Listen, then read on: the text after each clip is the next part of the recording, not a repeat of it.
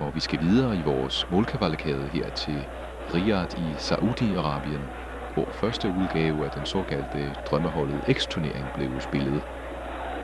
De to hold, der her mødes i finalen, det er Juventus fra Italien og Hamburger Sportverein fra Tyskland.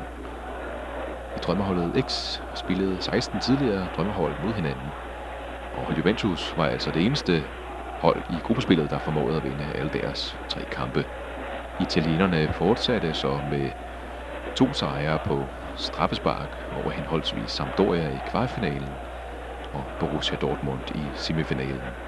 Hamburg, de besejrede altså Ajax i deres kvartfinale, samt Fiorentina i semifinalen, her hvor vi altså ser trofæet, der spilles om. Juventus her med et meget, meget stærkt hold, både offensivt og defensivt. Det er Ronaldo, Platini og Del Piero, der skal stå for det kreative. Hamburg her med færre ekvilibristiske spillere, men med spillere, vi ved tør tage arbejdshandskerne på. Det bliver spændende med Klinsmann og Ilkær på toppen. Og vi springer til det 7. minut, hvor at Hamburg her ved Stefan Effenberg fører bolden frem og afslutter fra distancen her. 3 minutter senere Letchkov bolden her. Han sender den videre til Brehme, som finder Heinrich herude på venstre kanten, og han sender den ind til Klinsmann, og her en glimrende redning fra Buffon. Og så skal vi videre til det 23. minut her, hvor Platini finder Trezeguet, som afslutter flot med en god redning af Zubizarreta. Her er Jørgens Bank til Juventus i det 31. minut, hvor Cristiano Ronaldo er meget tæt på. 7 minutter senere er det her Thuram, som opfanger bolden, og Trezeguet, og så er det Ronaldo med en flot maskeret aflevering her til Del Piero, men forbi målet. Så springer vi til 11 minutter inde i anden halvleg her, hvor Del Piero han flot finder Ronaldo her, som misbruger muligheden her for Juventus for at komme foran lige på Zubizarreta. Og så springer det helt frem til det 87. minut. Godt skifte fra Brehme over til Arnesen.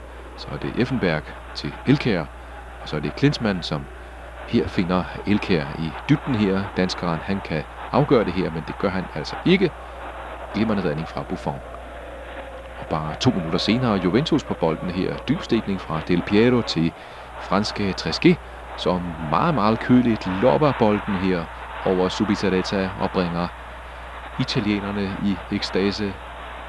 Der er vi Trezeguet her, som viser, hvorfor han endte som topscorer i 3. udgave af drømmeholdsturneringen. Her fortsætter han altså sin gode stime. Og vi skal da ikke glemme denne flotte stikning her fra Alessandro Del Piero, som sender franskmanden i dybden her. Og utrolig køligt lavet, må man sige.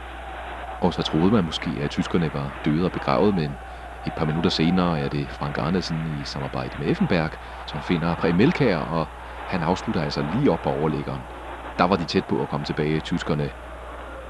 Og efter det her udspark fra Gianluigi Buffon, får vi altså her slutfløjtet, og her ser vi altså Juventus bryde ud i jubel efter denne her 1-0 sejr over Hamburger Sportverein.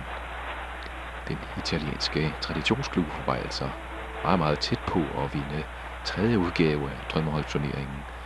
Så det her, det er bestemt en oprejsning for dem. Vi skal heller ikke glemme at give kredit til Hamburg, som altså spillede nogle gode kampe undervejs, blandt andet deres kvartfinale sejr på 4-0 over Ajax. Her hvor Gianluigi Buffon løfter drømmeholdet X-trofæet.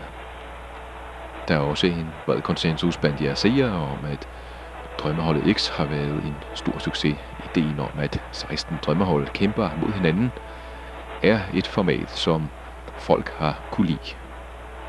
Og med disse billeder fra King Fahd International Stadium, så siger vi tak herfra. Der er ikke mere på programmet i vores målkavalkade, men vi håber selvfølgelig at se jer igen snarest.